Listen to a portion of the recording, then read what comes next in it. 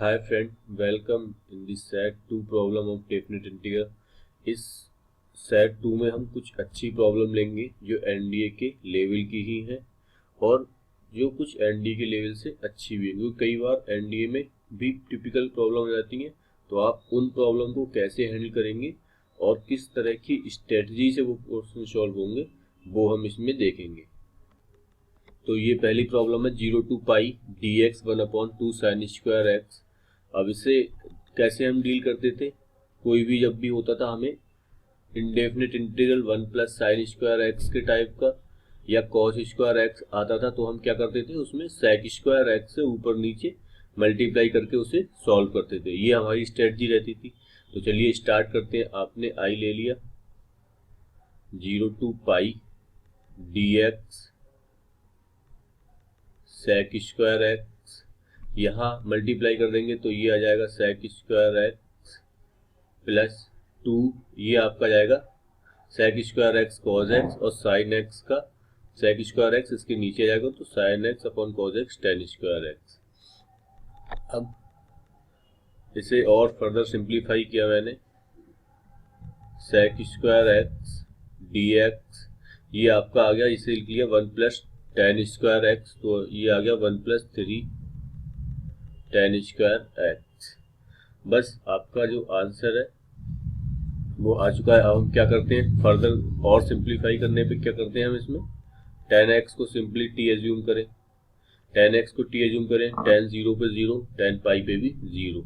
आपकी जो इंटीग्रेशन की लिमिट है वो 0 to 0 है, मतलब यहाँ पर आपका क्वेश्चन फंस गए, आप क्वेश्चन में फंस गए।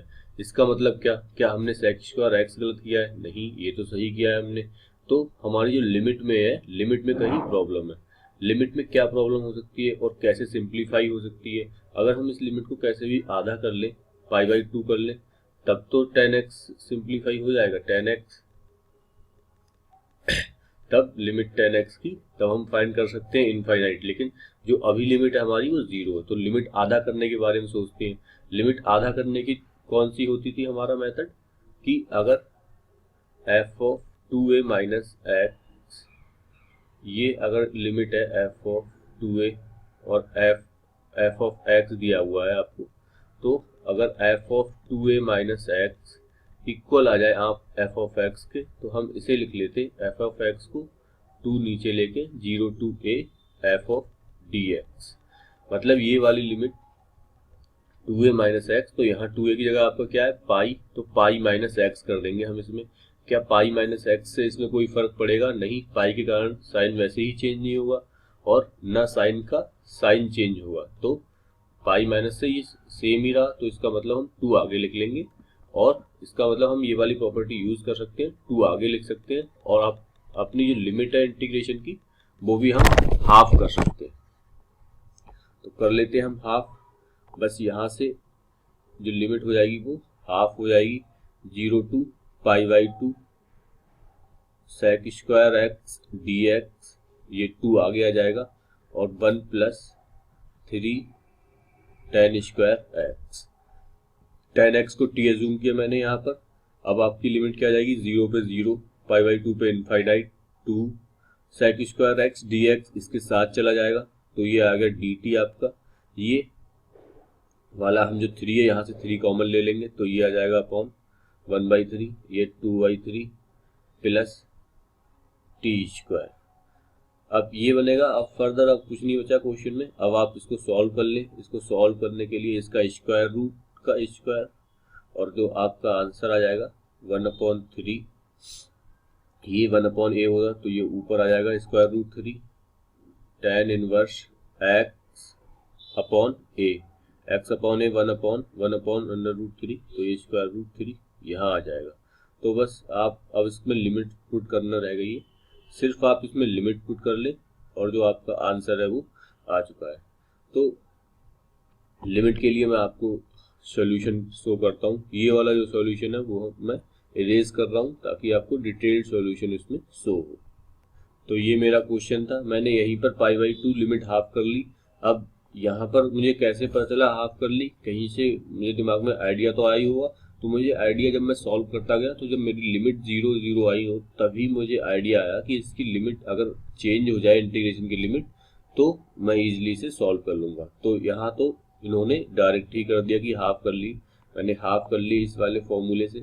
फिर सिंपल है, आप सेक स्क्वायर एक्स से ऊपर नीचे मल्टीप्लिकेशन किया और 10 को आपने टी मान लिया और इसे सिंप्लीफाई करते गए। इसे सिंप्लीफाई कर लेंगे तो जो आंसर है वो आपका पाई बाई √3 आ जाएगा।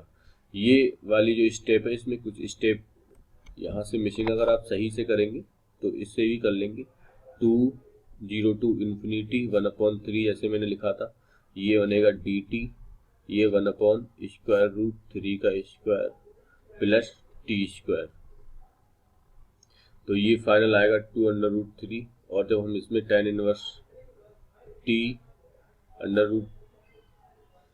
√√3 की जगह इनफाइनाइट की जगह रख देंगे तो ये आ जाएगा π/2। तो 2/√2 π/2 जो आपका आंसर आ जाएगा वो आ जाएगा π/√2।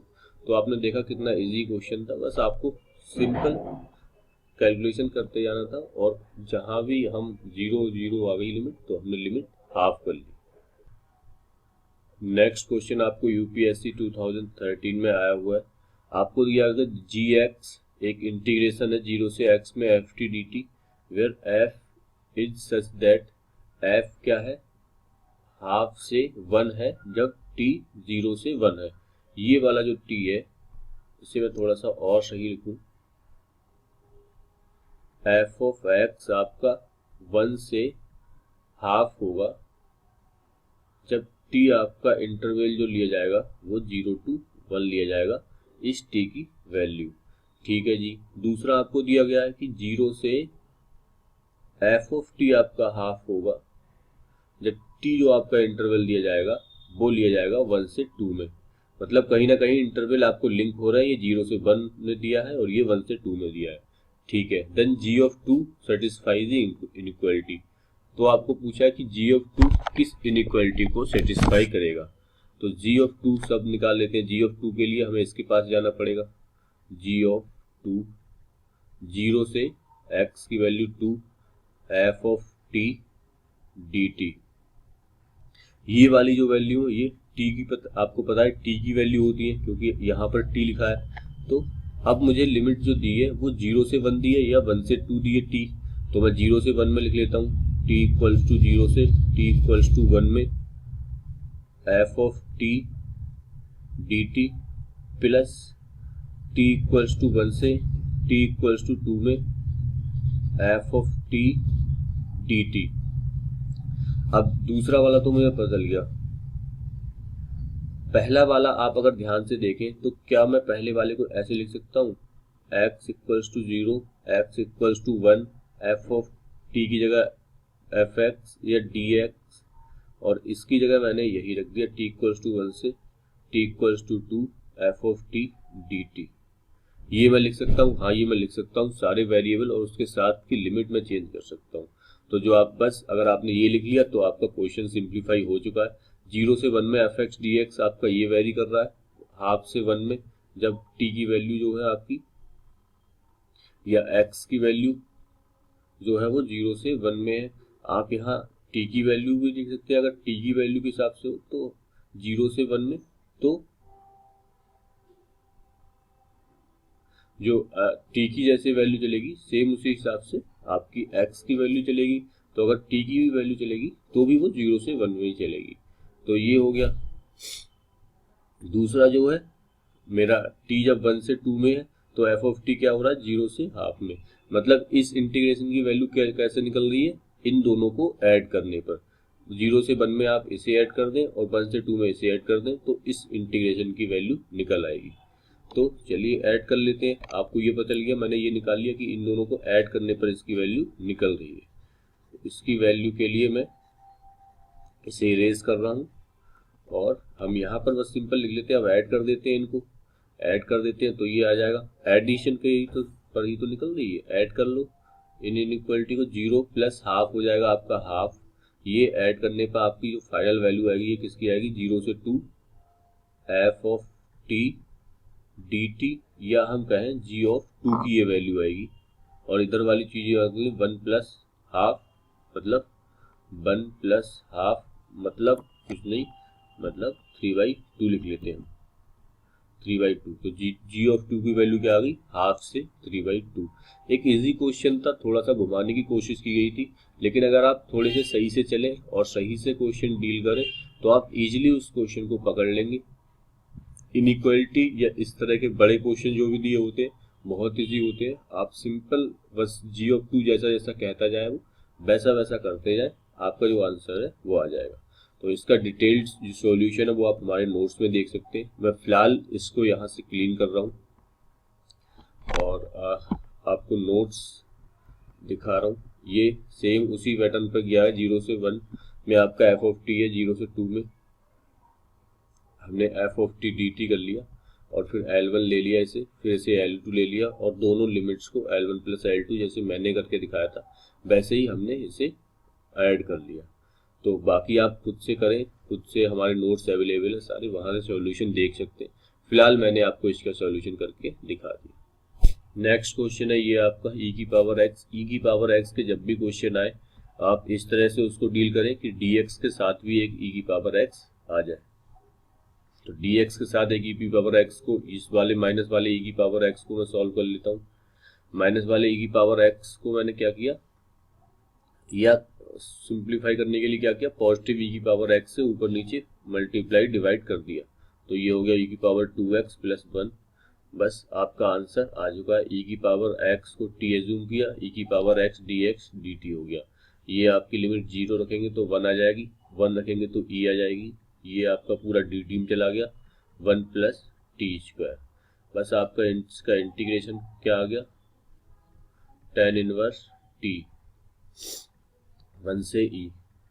तो आपका जो आ गया final tan inverse e minus tan inverse 1। अब बस इसमें tan inverse a minus tan inverse b का फॉर्मूला लगा दें। tan inverse a minus tan inverse b का फॉर्मूला क्या होता है, tan inverse a minus b 1 plus a into b। ये वाला आपका e हो जाएगा और जो आपका आंसर आ जाएगा tan इनवर्स e माइनस 1 और e प्लस 1। तो ये आपका सी आंसर आ जाएगा। एक इजी क्वेश्चन था, जब भी आपको e की पावर x में डील करने हो तो आप e की पावर x ऊपर ले लें किसी भी तरीके से और उसको सिंप्लीफाई करें। आप इसके जो सॉल्यूशन है वो हमारे नोट्स में आप देख सकते हैं। सेम v की पावर x को मैंने t एज्यूम किया और t करके उसे इंटीग्रेट कर दिया और जो आपका आंसर था वो आ गया। नाउ नेक्स्ट क्वेश्चन देखते हैं। आपको लिमिट 0 से पाई स्क्वायर दी है, साइन अंडर रूट एक्स दिया है। अब स्क्वायर रूट एक्स दिया है और लिमिट भी आपकी पावर में दी है, तो मैं क्या करता हूँ, स्क्वायर रूट को ही टी मान लेता हूँ। आपको समझ आया क्यों अज्यूम करता हूँ मैं, हालांकि लिमिट नहीं दी होती तो भी मैं स्क्वायर रूट को टी एज्यूम कर लेता। क्यों, क्योंकि स्क्वायर रूट को अभी आपको सॉल्व करना पॉसिबल नहीं है। तो स्क्वायर रूट को मैंने टी एज्यूम किया, मतलब आपका आया X equals to T square, मतलब डी एक्स आपका आ गया 2t dt। अब लिमिट क्या होगी, 0 की जगह 0, फिर x की जगह पाई स्क्वायर रखा, पाई आ गया, फिर sign t into 2t dt। बस आपका फॉर्म इजी हो गई इंटीग्रेशन बाई पार्ट से। अब आप इसे सिंप्लीफाई कर सकते हैं। इंटीग्रेशन बाई पार्ट से मैं करूँगा 0, पहले इस वाले फंक्शन को मैंने फर्स्ट फंक्शन माना, इसे सेकेंड फंक्शन माना, इसे फर्स्ट फंक्शन माना, टी ऐसे ही लिखा इसका इंटीग्रेशन माइनस कॉस टी। इसमें मैंने 0 टू पाई लिमिट पुट कर दी, माइनस फर्स्ट का डिफ्रेंशिएशन 1, सेकेंड का integration cos T D T. तो 2 माइनस पाई माइनस माइनस आपका -1 हो गया, -0 के साथ वो चला जाएगा पॉजिटिव में। तो 0 से पाई, ये वाला आपका आ गया साइन टी, और साइन टी के साथ 0 से पाई में आपका पूरा 0 हो गया। तो जो आंसर आ गया वो आपका आ गया 2 पाई। ये भी एक इजी क्वेश्चन था, अगर आप थोड़ा सा दिमाग लगाएं तो सिंपल ही अंडर रूट या स्क्वायर रूट वाले टर्म को, एक ही टर्म ऑकवर्ड दिख रहा है आपको स्क्वायर रूट, ऊपर से इसमें पावर भी स्क्वायर में दी है, तो सिंपल हमने ये देख लिया कि स्क्वायर रूट में, तो हम उसको क्या करें कि उस टर्म को ही आप टी एज्यूम कर लें और बाकी क्वेश्चन और फर्दर सिंप्लीफाई कर दें। ये वाला जो आपका डिटेल्ड सॉल्यूशन नोट्स में, वो आप नोट्स से भी देख सकते हैं, आपका आंसर उसमें भी 2 पाई ही आएगा। नेक्स्ट क्वेश्चन देखते हैं। आपको tan इनवर्स में कुछ इक्वेशन सी लिखी हुई दी है, तो सेम आप tan इनवर्स देख के ही समझ जाए। अगर इक्वेशन लिख के दी हुई है तो ये tan inverse a minus tan inverse v में कुछ बनेगा, और tan इनवर्स का जो फॉर्मूला होता है tan inverse a plus v 1 minus A V, tan inverse a plus tan inverse b का फॉर्मूला होता है, तो इस फॉर्मूले में कुछ ना कुछ बनने वाला होगा। ये आप इस इक्वेशन को देखकर ही समझ सकते हैं। तो मैं इसमें थोड़ा सा और सिंप्लीफाई करके उस चीज को फाइंड कर सकता हूँ कि मुझे क्या दिया गया होगा। x है, तो पहले मैं ऊपर वाले को तो ऐसे ही लिखता हूँ, अगर मैं नीचे वाले से क्लियर करूँ तो आपका दिमाग ज़्यादा क्लियर होगा। 1 माइनस एक्स, मैंने ये लिख लिया। यहाँ पर मैं ऐसे लिख लूँ x प्लस एक्स माइनस 1। थोड़ा सा और मैं सिंप्लीफाई करता हूँ। tan इनवर्स ये x हो गया, दूसरा हमारा x माइनस 1 हो गया, ये 1, ये minus x into x minus 1। आपको क्लियर हो गया होगा, ये a है, ये b है, और फिर मैं इसे अलग अलग करके लिख दूंगा। tan inverse x minus tan inverse x minus 1। बस आपका जो आंसर है वो काफ़ी हद तक आ चुका है। बस आपको अब tan इनवर्स x और tan इनवर्स x माइनस 1 को फर्दर सिंप्लीफाई करना है। सिंप्लीफाई करने के बाद आपका आंसर आ जाएगा। अब या तो आप इसे इंटीग्रेशन वाई पार्ट से कर लें इस चीज़ को कि tan inverse x minus tan inverse 1 minus x, या अगर आप थोड़ा सा दिमाग लगाएं तो ऑप्शन देख लें। ऑप्शन आपको 1 0 माइनस 1 पाई बाई 4 दे रहे हैं, मतलब बहुत ज़्यादा सिंप्लीफिकेशन है, मतलब कोई और ट्रिक यूज होती होगी। मैं क्या करता हूँ, 0 to 1 इसे लिखता हूँ tan inverse x minus 0 to 1, ये है आपका tan इनवर्स x माइनस 1। आपको याद होगा, अगर हम इस वाली प्रॉपर्टी, कोई भी प्रॉपर्टी नहीं लगती तो हम कैसे कर लेते हैं, f of a minus x, मतलब f of x 0 to a इसकी लिमिट दी हुई है, तो हम कहीं भी 0 to a इस चीज को f of a minus x use कर सकते हैं, इसको लिख सकते हैं। ये आपका dx अंडरस्टूड है। तो हम एक ही जगह पढ़ना है, तो हम इसे लिख सकते हैं क्या, 0 to 1 tan inverse 1 minus x, और माइनस आपको दिया है tan इनवर्स x माइनस 1। तो ये आ गया। यहाँ पर भी मैंने थोड़ी सी गलती खुद ही कर दी है। ये वाला जो टर्म था आपने शायद पकड़ ली होगी, ये प्लस का फॉर्मूला बनना था, क्योंकि जब प्लस ऊपर होता है माइनस नीचे होता है, तो जो आपका फॉर्मूला बनता है वो प्लस का बनता है। तो यहाँ पर भी ये प्लस आ जाएगा, यहाँ पर भी प्लस आ जाएगा। अब आप समझ चुके होंगे। अब tan inverse minus x minus tan inverse x, आप किसी में भी माइनस कॉमन ले लीजिए, तो हम इसे ले लेंगे 0 to 1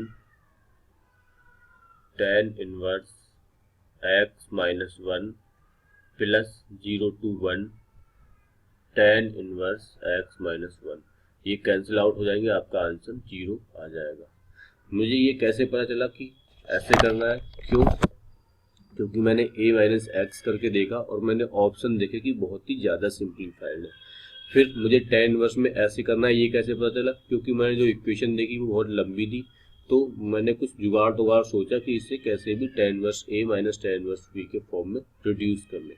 तो फिलहाल मैं इसे इरेज कर रहा हूँ। आप इसका जो सॉल्यूशन है वो हमारे नोट्स में देख सकते हैं। नोट्स में भी आपको सेम सॉल्यूशन ही किया हुआ मिल जाएगा। चलिए नेक्स्ट प्रॉब्लम लेते हैं। नेक्स्ट प्रॉब्लम आपको दी हुई है f ऑफ डैश एक्स, लिख लूँ मैं dy बाई डी एक्स को। f ऑफ डैक्स आपको बोला हुआ है gx के इक्वल है, या हम इसे कैसे कह सकते हैं कि fx आपका इक्वल है integration of G X D X के।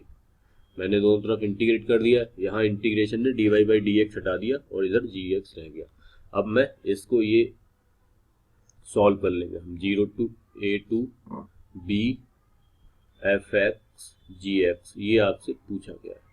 अब ये पूछा गया है, ये ऑप्शन दिए, तो मतलब ये इंटीग्रेशन बाई पार्ट से ही कैसे ना कैसे होता होगा। अब इंटीग्रेशन बाई पार्ट्स की बात है तो हम फर्स्ट फंक्शन किसे एज्यूम करें? हमने एफ एक्स को एज्यूम किया। क्यों? क्योंकि हमें एफ एक्स का डिफरेंशिएशन पता है, जी एक्स का नहीं पता। तो फर्स्ट इसे एज्यूम किया, सेकंड इसे एज्यूम किया। फर्स्ट फंक्शन आपका ऐसे ही लिखा, सेकंड का इंटीग्रेशन ऑफ जी एक्स क्या है आपका? F X. Integration of G X आपका है F X. 0 a to b minus a to b। First function का डिफरेंशिएशन क्या है? एफ एक्स का differentiation G X, into second function का इंटीग्रेशन जी एक्स का क्या है आपका? सेकेंड फंक्शन का इंटीग्रेशन एफ एक्स। मतलब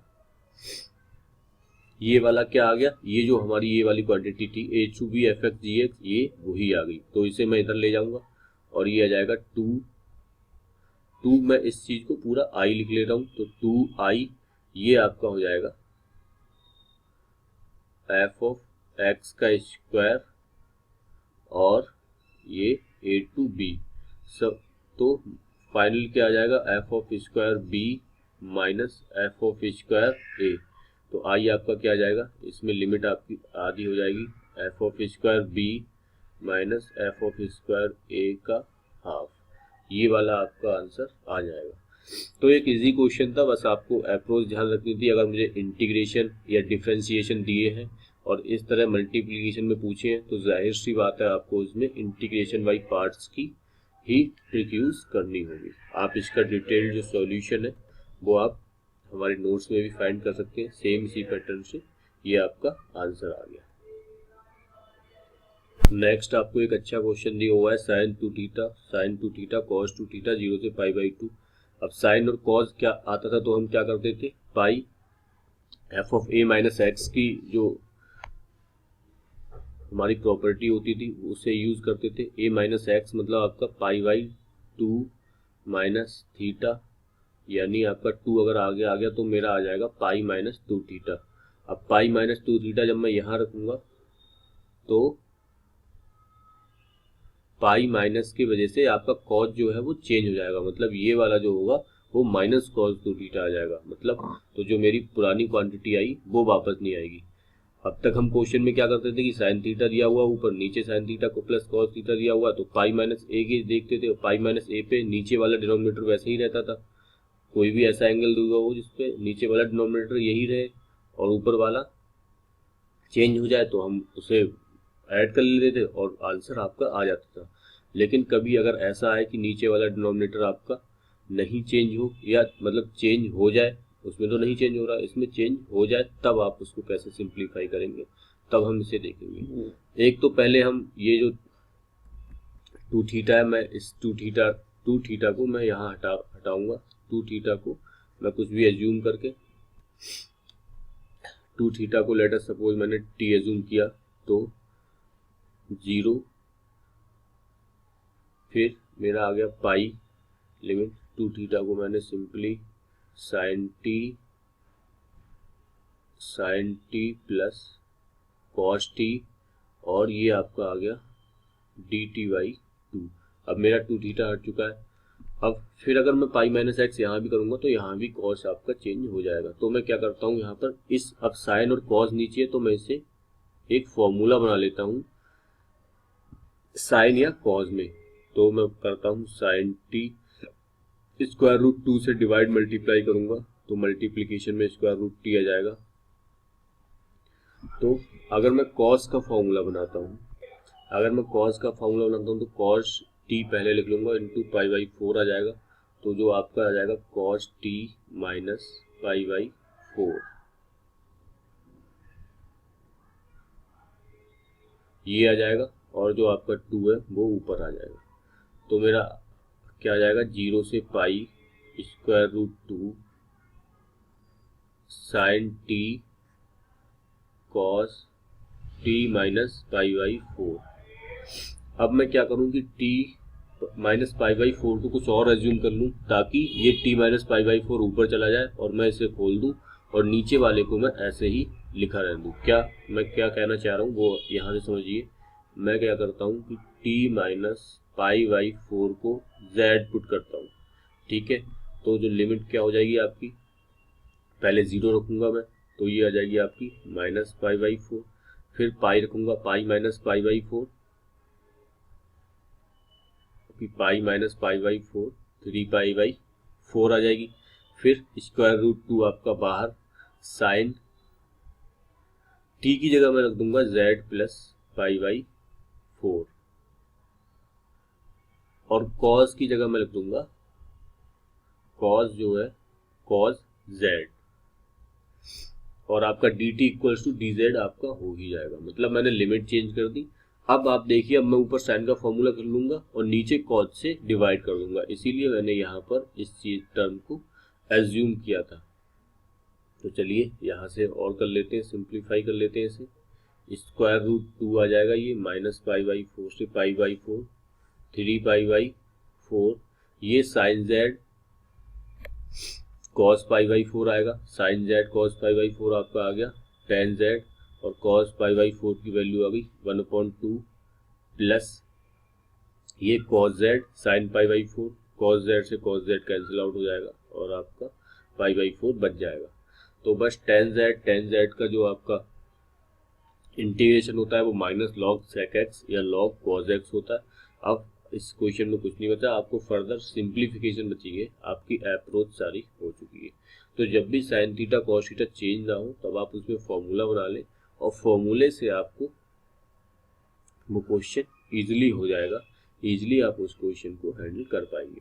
तो इस इंटीग्रेशन की फर्दर आगे की वैल्यू आप हमारे नोट्स में देख सकते हैं, वहाँ हमने इसको डिटेल में सॉल्यूशन कर रखा है। तो फिलहाल मैं उसको वैल्यू भी दिखा देता हूँ आपको, ये वाला क्लियर कर रहा हूँ और आपकी जो वैल्यू आएगी वो इस इंटीग्रेशन की, ये मैंने डी टी एज्यूम किया साइन टी कॉस टी, ये वाला मेरा आ गया और आप इसे सिंप्लीफाई करेंगे तो आपका आंसर पाई बाई 4 आएगा। देखिए कैलकुलेशन मैटर नहीं करती है, बस आपको अप्रोच लगानी है। अप्रोच जब मैंने पाई माइनस एक्स करके देखा तो नीचे वाला डिनोमिनेटर चेंज हो रहा था, तो इसलिए मैंने ये यहाँ कॉस का फॉर्मूला बना लिया, फिर मैंने कॉस को फॉर्मूला बना के ऊपर वाले को चेंज कर दिया। आप नीचे में साइन का भी फॉर्मूला बना सकते हैं, साइन का बना ले तो भी कुछ लिमिट आपकी कुछ चेंज हो जाएंगी और जो चीज़ें रहेंगी वो लिमिट भी चेंज नहीं होगी। आप साइन का भी फॉर्मूला बना दें तो भी आपको वही आंसर आएगा जो आपका कॉज के साथ आया। तो एक अच्छा क्वेश्चन था। स्टूडेंट्स इसमें मोस्टली वही गलती करते हैं, आप बस देख लेते कि हाँ एक आ गया, दोनों को ऐड करके एक आ गया, क्योंकि पुराने क्वेश्चन में किया हुआ था। तो पाई बाई 2 का हाफ 2 आई हो जाता है तो पाई बाई 4 टिक कर देते हैं। हालांकि इसमें भी आंसर जो है वो पाई बाई 4 ही आ रहा है, तो वो गलती आप ना करें, आप पूरा सिंप्लीफाई करें। हालांकि अगर आप ये कुछ लिमिट ऐसी दी होती पाई बाई 4 दी होती तब भी आंसर पाई बाई 4 ही आता है इसका, तो वो अलग की चीज़ है। वो एक ऐसी चीज़ है कि 64/16 में करूं और 6 से 6 कैंसिल आउट कर दूं और 4 कह दूं, मतलब आंसर तो फिर भी आ रहा है, पर ये अप्रोच गलत है। 64 को आप 16 से डिवाइड करके इस तरह 6 को कैंसिल आउट करके आंसर 4 नहीं निकाल सकते। हालांकि आंसर सही है, तो आंसर इसमें भी पाई बाई 4 आ रहा, उसमें भी पाई बाई 4 आता, लेकिन अप्रोच गलत होती उस क्वेश्चन को करने की जो मैं बता रहा हूँ। तो होप आप मेरी बात समझ रहे होंगे, आप इस एग्जाम्पल को ज़्यादा दिल पे ना लें। ये सिर्फ इसी में वैलिड है, बाकी कहीं वैलिड नहीं होगा। अब नेक्स्ट क्वेश्चन लेते हैं। जैसे कि मैं पिछले वाले क्वेश्चन में बात कर रहा था कि अगर लिमिट चेंज होती और कभी ऐसा होता कि ये चेंज ना होते तो हम कैसा होता।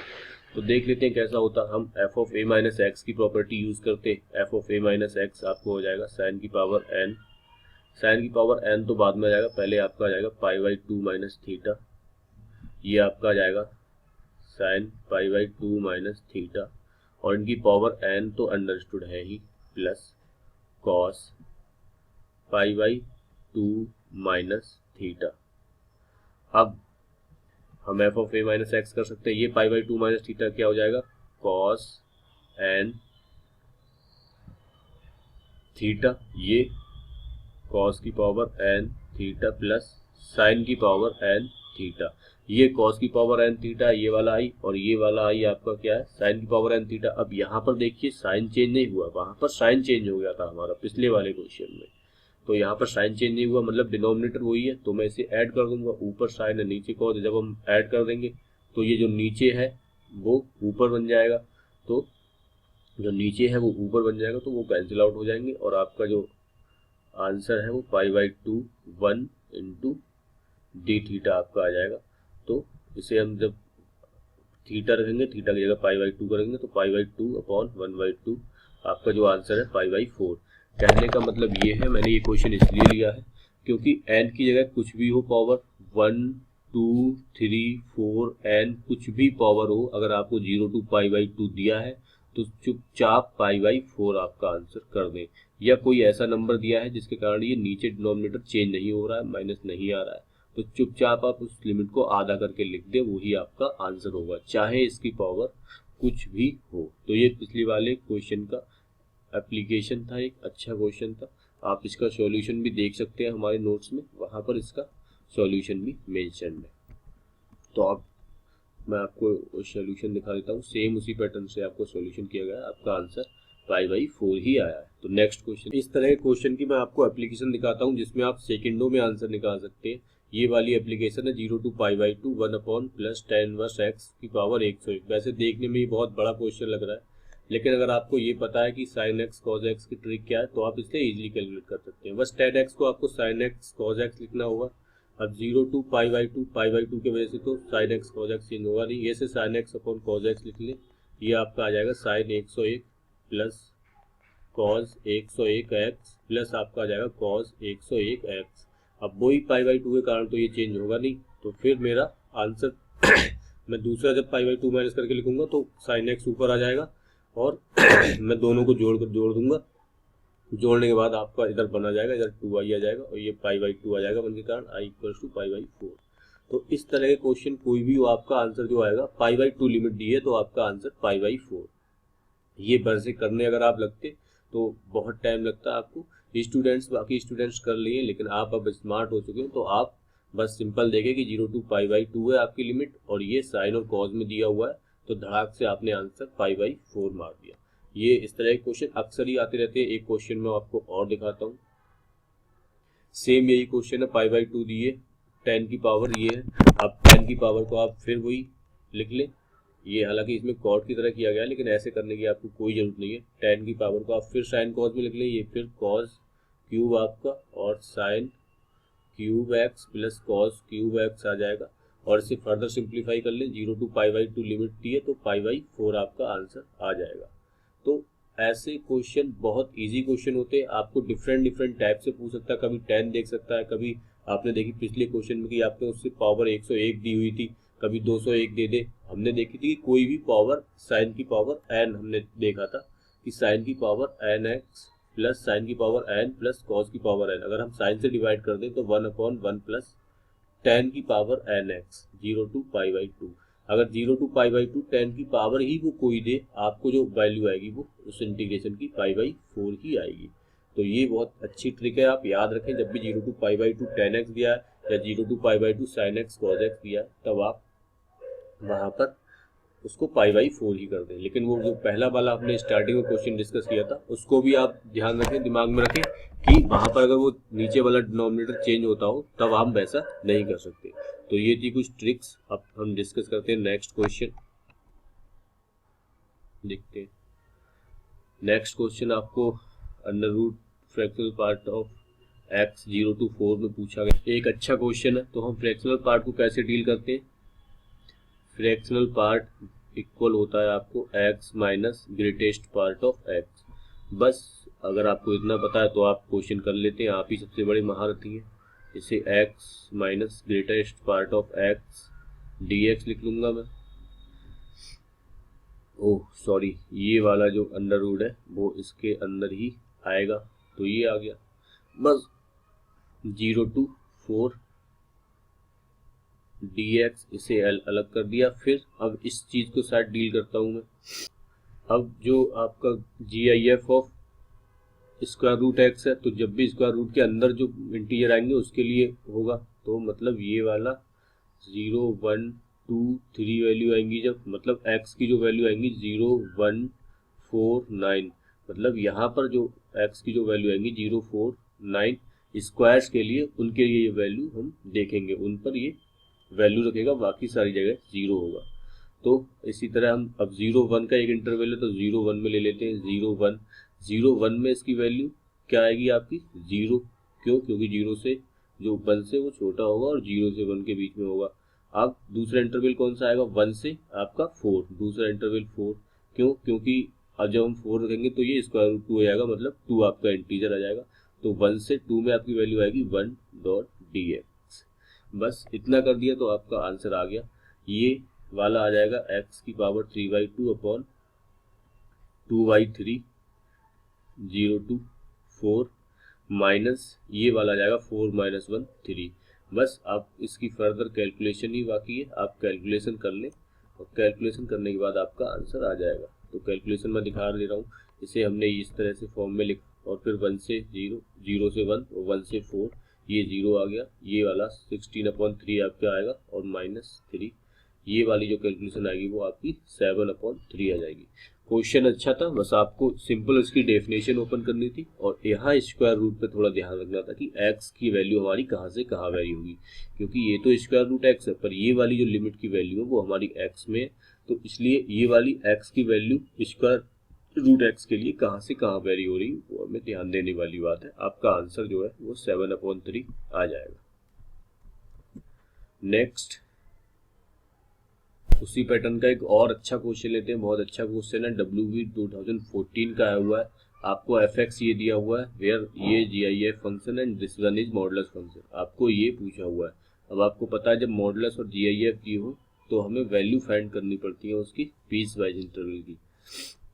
हालांकि ये जो वैल्यू है वो 0 पर चेंज कर रहा है, तो लेकिन यहाँ इसका कोई मतलब ज़्यादा नहीं होगा, क्योंकि अगर हमें जो फाइनली फाइंड करना है वो इनमें मैक्सिमम फाइंड करना है। तो अगर 0 पर चेंज करके भी मैं आपको यहाँ लिख लूँ तो ये 0 से पहले 2x देगा और 0 के बाद ये आपको देगा -x, ये x + x ऐड हो जाएगा, ये फिर 0 होगा। ये दो वैल्यू इसकी आ गई 0 से पहले के लिए, 0 से बाद के लिए। फिर मैं इसका देख लेता हूँ, 0 से पहले के लिए ये वैल्यू जो आएंगी वो पॉजिटिव देगा, मतलब या मैं कहूँ कि ये फ्रैक्शनल पार्ट ऑफ x ही है, तो इसकी रेंज जो है वो 0 to 1 ही रहनी है, तो ये वाली जो वैल्यू देगा वो 0 to 1 देगा। फिर यहाँ पर भी आप कोई भी वैल्यू रखें, ये वाला जो वैल्यू होगा वो फ्रैक्शनल पार्ट 0 to 1, ये वाली x > 0 के लिए, ये वाली वैल्यू x < 0 के लिए। अब आप मैक्सिमम इजीली फाइंड कर सकते हैं, इसकी रेंज कहीं भी हो सकती है। सपोज 2 रख दिया मैंने तो ये 4 आ गया, लेकिन ये फ्रैक्शनल पार्ट x ही है तो ये 0 to 1 में ही देगा, तो यहाँ पर मैक्सिमम > 0 के लिए ये वाला आ गया। फिर मैक्सिमम < 0 के लिए आपको क्या आएगा, ये वाला जो टर्म है वो हमेशा 0 रहेगा, ये वाला जो टर्म है उसको आपको फर्दर और सिंप्लीफाई करके देखना होगा। और जब आप देखेंगे तो आप देखेंगे कि ये वाला हमारा फ्रैक्शनल पार्ट ऑफ x है, ये वाली वैल्यू हमारी हमेशा 0 to 1 में लाई करेगी। तो अब ये एक 0 है, एक 0 to 1 है, मतलब < 0 के लिए आपकी ये वाली वैल्यू मैक्सिमम होगी। बस आपने मैक्सिमम जो क्वेश्चन है वो सॉल्व कर लिया है। < 0 के लिए ये वाला फंक्शन आएगा, < 0 के लिए ये वाला फंक्शन आएगा, हमने यहाँ से इजीली निकाल लिया। अच्छा, हमें 0 पे ख्याल कहाँ से आया, मॉडुलस ऑफ x को हमें देख के ख्याल आया, तो हमने मॉडुलस ऑफ x की वैल्यू < 0 < 0 के लिए लिख ली। फिर ये फ्रैक्शनल पार्ट ऑफ x ही है, आप < 0 रखें, < 0 रखें, ये फ्रैक्शनल पार्ट ऑफ x ही है। जब हमने ग्रेटर में देखा तो 2x आया, ये 2x बड़ा ही रहेगा इससे, तो ये मैक्सिमम आ गया। फिर 0 और ये आया, फिर इसकी लिमिट ये वाली बड़ी रहेगी तो ये वाला बड़ा आया। अब सिंपल है, आप इंटीग्रेशन -3 से 0 में तोड़ लें, हमने इसीलिए किया था। ये माइनस वाला पार्ट आया, माइनस वाले पार्ट में आपका ये आ जाएगा, प्लस 0 से बड़े के लिए 0 से 3 में आपका x plus modulus of x आ जाएगा। इस पूरे फंक्शन को आप फर्दर सिंप्लीफाई कर ले, इजीली सिंप्लीफाई हो जाएगा आपका और आंसर आ जाएगा। इसको सिंप्लीफाई करने के लिए, अब क्योंकि ये GIF है तो आपको थोड़ा सा ध्यान रखना होगा। -3 से -2 में आप करेंगे x, ये -3 से -2 में आएगा -3, तो आपकी वैल्यू x - 3। -2 से -1 में x -2 प्लस -1 से 0 में x + 1 आएगा। ये 0 से 3 के लिए आपका 2 dx आपका ऐसे ही आ जाएगा। तो बस अब इसकी कैलकुलेशन बची है, आपको इसको सिंप्लीफाई कर ले और जो आपका आंसर होगा वो आ जाएगा। दूसरा इसका मेथड ये है इसको सिंप्लीफाई करने का, एक तो ये मेथड है। दूसरा, अगर आपको GIF की अच्छी नॉलेज है तो आप यहीं से इस क्वेश्चन को डील कर सकते हैं। ये वाला तो 2x आ ही गया, इस क्वेश्चन को कैसे डील करते हैं वो मैं आपको दिखाता हूँ। ये हम आप यहाँ पर, क्योंकि ये फ्रिक्शनल पार्ट ऑफ x होता है, तो हम इसको उल्टा कर लेंगे। x - x माइनस आ जाएगा, और सॉरी, ये -3 से 0 और ये फ्रिक्शनल पार्ट ऑफ x है, तो -3 से -0 में कैसा होता है, ये जो फंक्शन होता है वो इस तरीके से, तो ये -3 -2 -1, मतलब ये वाला जो इंटरवल, कितने इंटरवल पार करेगा, ये 3, मतलब मैं 3 लिख सकता हूँ, 3 -1 से 0, और ये मतलब मैं लिख सकता हूँ 3 -1 से 0 x minus modulus of x, मतलब 3 - 0 x + 1। इसको सॉल्व कर लें या इसको सॉल्व कर लें, बात एक ही, आपका आंसर उसी तरीके से आएगा। तो चलिए मैं यहाँ पर आपको ये इरेज करके डिटेल्ड सॉल्यूशन शो करता हूँ।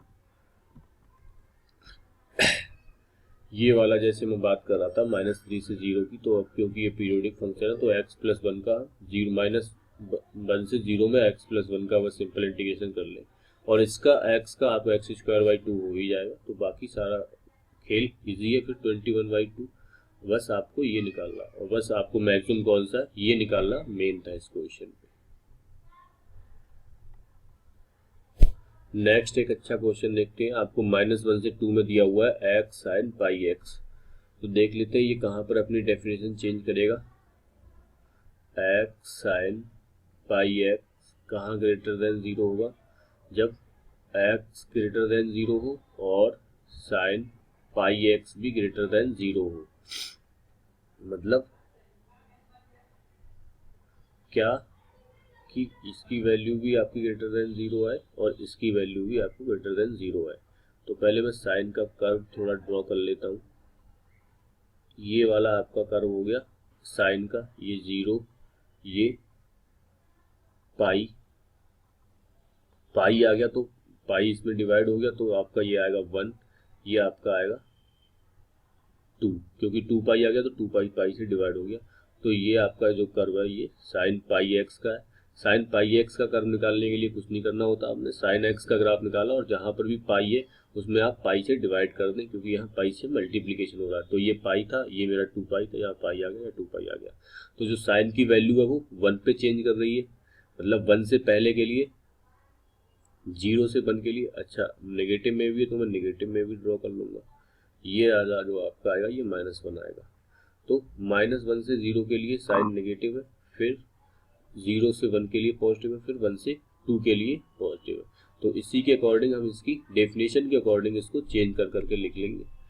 तो इसको कैसे लिखेंगे हम, -1 से जब 0 लिखेंगे तो ये वाला जो आपका आ गया निगेटिव साइन है, और साइन भी निगेटिव है, एक्स भी निगेटिव है, मतलब ये दोनों पॉजिटिव हो जाएंगे, मतलब कि ये एक्स साइन पाई एक्स ऐसे ही आ जाएगा, इसकी वैल्यू चेंज नहीं होगी।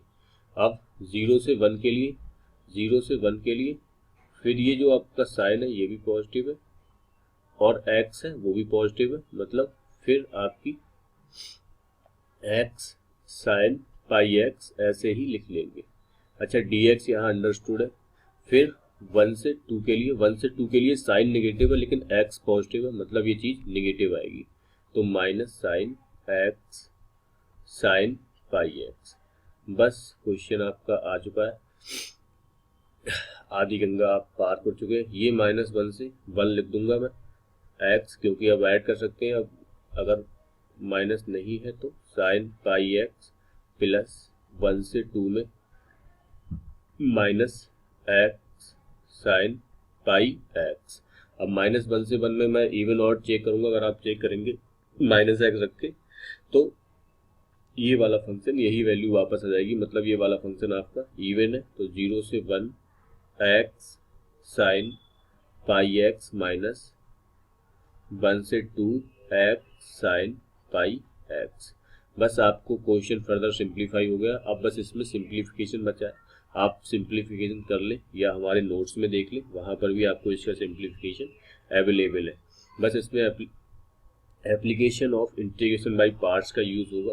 आप इसको फर्स्ट फंक्शन एज्यूम करें, इसको सेकंड फंक्शन एज्यूम करें और इसका इंटीग्रेशन बाय पार्ट से सॉल्व कर लें।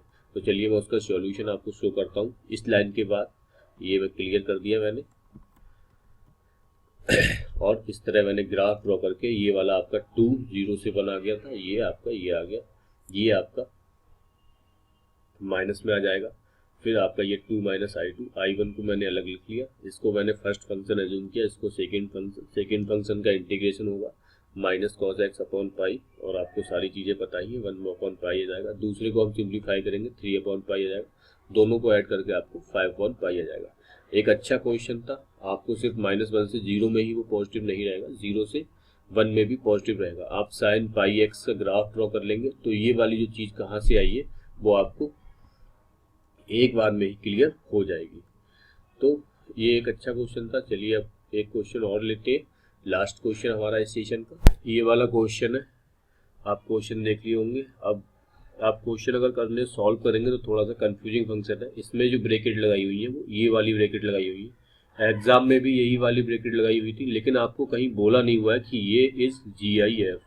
तो ये वाली जो ब्रैकेट है ये नॉर्मल ब्रैकेट ही है, ये आपका GIF फंक्शन नहीं है। स्टूडेंट्स गलती कर देते हैं इनको GIF एज्यूम करके।